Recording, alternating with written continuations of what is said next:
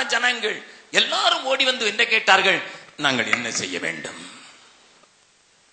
அந்த கவனிங்கள், ஜனங்கள் சாதாரணமாக இப்படிப்பட்ட காரியங்களை விரும்பாதவர்கள்.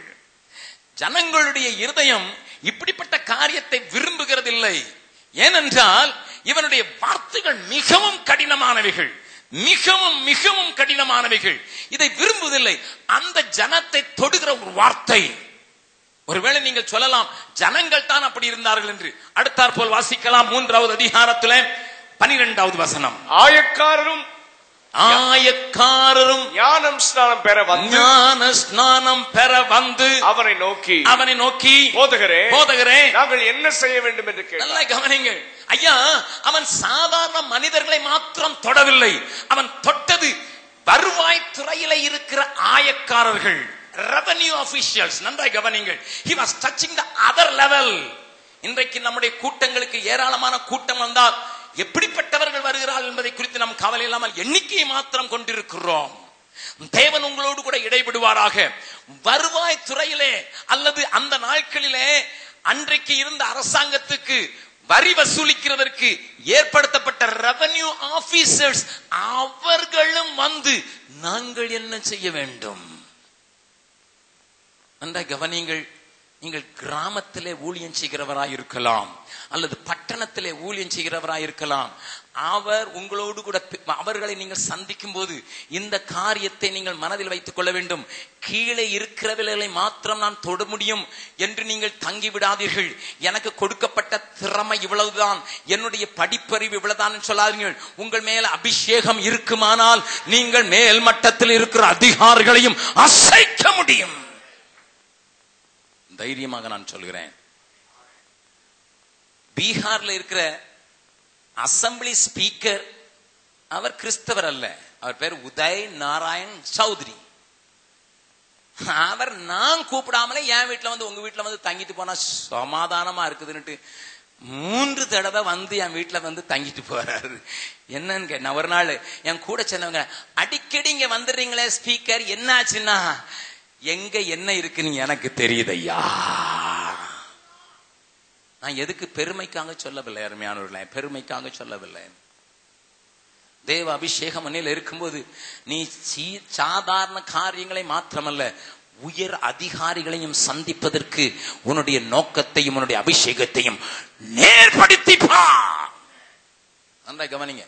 அநேக நேரங்களில் நம்முடைய அபிஷேகத்தை நாம் உபயோகிக்க வேண்டிய விதமாய் உபயோகிக்கவில்லை என்று தான் சொல்வேன்.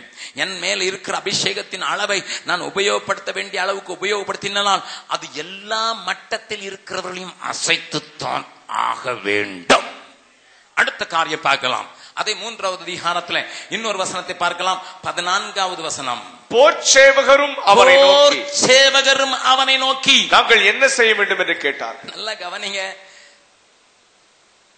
ஜனங்கள் சாதாரணமா சொல்லுவாங்க, மிலிட்டரிக்கு யாரையா ஆயத்தம், மிலிட்டரிக்கு யாருன்னா மூர்க்கனும் முட்டாளும் தான் மிலிட்டரிக்கு ஆயத்தம். நான் சொல்லல, மிலிட்டரியில இருக்கிற ஒரு கேப்டன் சொன்னதை நான் சொல்றேன். அவர் சொன்னாரு, மூர்க்கனும் முட்டாளும் தான். சுடுனா எதுக்கு சுடணும், எங்க சுடணும் கேட்கணும், சுடுனா சுற்றணும், அவ்வளவுதான். அவனுக்கு மூளை இங்க இருக்க கூடாதுன்னு சொல்லி இங்க கொண்டு வந்ததுக்கு தான் லெப்ட் ரைட் அடிக்க சொல்றாங்களாம். இது எனக்கு இப்பதான் தெரியும். எதுக்கு கதம் தாள் போட்டு லெப்ட் ரைட்னா அவனுக்கு இங்க மூளை இருக்க கூடாதா, எங்கதான் மூளை இருக்கணுமா, முட்டுல தான் மூளை வந்துடணுமா. அதுக்காகத்தான் லெப்ட் ரைட் அடிக்க சொல்றானா. சுடுன்னு சொன்னா என்ன செஞ்சிடணும், அவ்வளவுதான். அவனுக்கு என்ன ஏதுன்னு எதுக்கு தெரியுமா? நம்ம ஊர்ல கலாட்டா பண்ணா முதல்ல ஹோம் கார்டு அனுப்புறாங்க, அதுக்கு பிறகு போலீஸ்காரர் வராரு, அதையும் அடக்க முடியலன்னா அதுக்கு பிறகு ஆயுதம் தாங்கிய போலீஸ் வருது, அதுவும் அடக்கலன்னா மிலிட்டரி. ஏன்னா அவனுக்கு ஹார்ட்டே கிடையாது, அவன் கண்ணு மூக்கு ஒண்ணும் பார்க்க மாட்டான். 3 வருடங்களுக்கு முன்னதாக நான் தாக்கப்பட்ட போது எங்களுக்கு அனுப்பப்பட்டது இந்த மிலிட்டரி தான். அவன் அடிச்ச காட்சி நாங்கள் பார்க்க வேண்டும். எங்களை சுற்றி ஒரு பெரிய போர்க்கிழமை இருந்து 1 மாதம் பீகார்ல நான் தாக்கப்பட்டது இங்க அநேகருக்கு தெரியும், அநேகர் ஜெபித்தீர்கள், உங்களுக்கு நன்றி செலுத்துகிறேன். நான் தாக்கப்பட்ட பின்னதாக 25 நாட்கள் கழித்து என்னுடைய 4 சகோதரர்கள் பயங்கரமாக அடிக்கப்பட்டு விட்டார்கள். அவர்களை அடித்து பாம்பை அடிக்கிறது போல அடித்து வயலிலே தூக்கி எறிந்து போய்விட்டார்கள். ஆனால் தேவன் அவர்களுக்காக யுத்தங்களை பண்ணுவதற்கு அந்த படை வந்தது, ராயட் கண்ட்ரோல் போர்ஸ் வந்தது. வந்து அவர்கள் அந்த பக்கத்துல இருந்த கிராமங்களை பார்த்தா நாங்களே ஐயோ வேண்டாம்யா இவ்வளவு அடிக்காதீங்க. ஒரு தமிழ்நாட்டுக்காரரும் அதில் இருந்தார். அவர் வந்து அதெல்லாம் முடிச்சுட்டு வந்து தண்ணி குடுங்கள் என்றார். அப்பொழுது எங்க சகோதரன் கேட்டார், நீங்க பெப்சி குடிங்க, இல்ல முதல்ல தண்ணி குடிங்க, இந்த மாதிரி வாழ்க்கையிலே நான் அடிச்சதில்லை அப்படின்னாரு. அப்படி அடிச்சு நொறுக்கிட்டாங்க. அப்பதான் எனக்கு தெரிஞ்சது இவங்களுக்கு இருதயமே கிடையாது. ஆண்கள் பெண்கள் பிள்ளைகள் யாரையும் பார்க்கறது இல்லை அவங்க. ஆனா யோவான் ஒரு மேடை போட்டு அகஸ்டின் ஜெபக்குமார் வருகிறார்னு அவர் படத்தை வச்சு கட் அவுட் வச்சு எல்லாம் கூப்பிட்ட மாதிரி கூப்பிடல. அவருக்கு ஒரு மேடையும் கிடையாது, ஒரு அலங்காரம் கிடையாது. வனாந்திரத்தில் இருந்தாலும் இந்த இருதயமற்ற மனிதனும் இழுக்கப்படுகிற ஒரு அபிஷேகம் இருந்தது. ஐயா,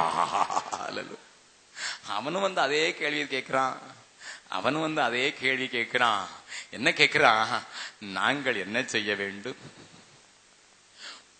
கீழ்மட்டத்தை தொட்டான், உயர்மட்டத்தை தொட்டான், ராணுவங்களை தொட்டான், ஏன் அரண்மனைக்கும் போய்விட்டது செய்தி.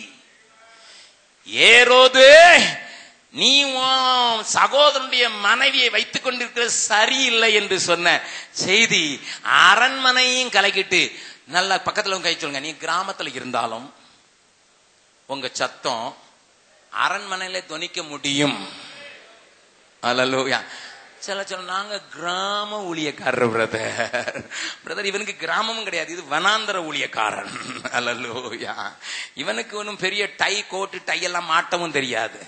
யாராவது கொண்டு கோட்டு டை கொடுத்திருந்தான்னா எதுல போடுறதுன்னு தெரியாம மாட்டிடுவான். அவனுக்கு அதெல்லாம் பிராக்டிஸே கிடையாது.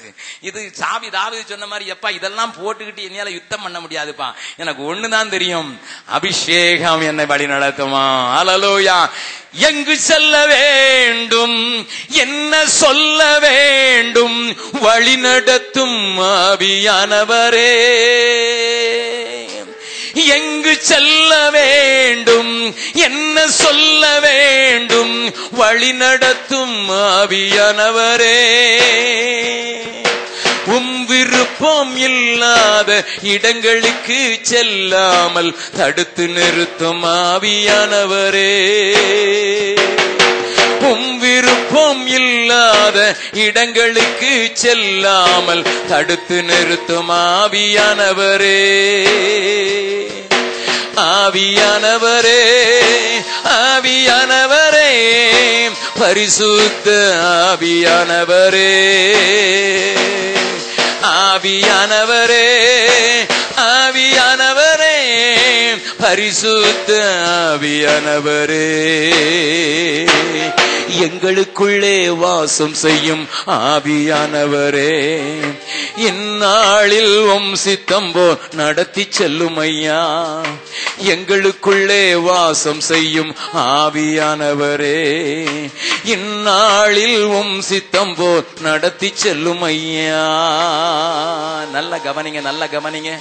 ஆண்டவருடைய அபிஷேகத்தை நீ உடையவனாக, ஆண்டவர் விரும்புகிற காரியத்திற்காக உன்னுடைய அபிஷேகத்தை உபயோகப்படுத்தினால் அது சாதாரண நிலை அல்ல, அரசாங்கத்தின் தலையையும் கூட அசைப்பதற்கு வல்லதா இருக்கிறது. ஹல்லேலூயா, ஹல்லேலூயா, ஹல்லேலூயா, ஹல்லேலூயா. சுவிஸ் தேசத்துக்கு போயிருந்தேன். எனக்கு ஒரு நண்பர் இருக்கிறார். அவருக்கு சுவிட்சர்லாண்ட்லயும் ஒரு ஃபேக்டரி இருக்குது, பிரான்ஸ்லயும் ஃபேக்டரி இருக்குது. அவர் அழகாக பிரெஞ்சும் பேசுவார். அவருடைய தங்கை என்னோடு கூட இருந்தார்கள். நானும் என் மனைவியும் இருந்தோம். நாங்கள் சுவிஸ் நாட்டிலிருந்து பிரான்ஸ் நாட்டுக்கு ஒரு கூட்டத்துக்கு அவர் என்னை கூட்டிக் கொண்டு போக வேண்டும். அப்பொழுது சொன்னேன், அவனை பார்த்து, அந்த கஸ்டம்ஸ் ஆபீசரை பார்த்து சொன்னேன், நாங்கள் தேவ ஊழியக்காரர்கள் என்று சொல்லுகிறோம், நான் ஒரு மிஷனரி என்று சொல்கிறேன், வசனத்தை பிரசங்கிக்கத்தான் பிரான்ஸுக்கு போகிறேன் என்று நான் சொல்கிறேன். நீங்களை பார்த்த போதே உனக்கு தெரிந்திருக்க வேண்டும், இங்கே எழுதி ஒட்டி இருக்குது என்று உனக்கு தெரிந்திருக்க வேண்டும் என்று சொன்னேன். அவன் சொன்னான், நான் அபிஷேகம் பெறல, எனக்கு எப்படி தெரியும்? நீ அபிஷேகம் பண்ணப்பட்ட மிஷனரி, உனக்கு ஆளை பார்த்தா போட தெரியும். நான் என் கையில மெட்டல் டிடெக்டரும் மற்றதும் தான் இருக்கிறது, எனக்கு அபிஷேகம் இல்லைன்னு சொன்னான். என்னுடைய நண்பர் என்னை பார்த்தார், மேலையும் கீழையும் பார்த்தார். நான் தான் பார்க்கிறதுக்கு ஸ்ரீலங்கன் போல இருக்கிறேன், நான் தான் இலங்கை ஆள மாதிரி இருக்கிறேன். இலங்கை ஆள்களை பிடிப்பதற்கு தான் இந்த மாதிரி எல்லாம் நிறைய பண்ணுவாங்க. என்னையோ என் மனைவியோ தொட்டே பார்க்கவில்லை.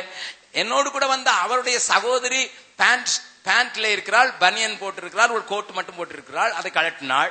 ஆனா என் மனைவியோ நம்முடைய ஊர் படி சுத்தி எல்லா தாவணியும் சுத்தி போட்டிருக்காள், அவளையும் தொடவில்லை, என்னையும் தொடவில்லை, போங்கள் என்று சொல்லிவிட்டான். என் நண்பர் சொன்னார்,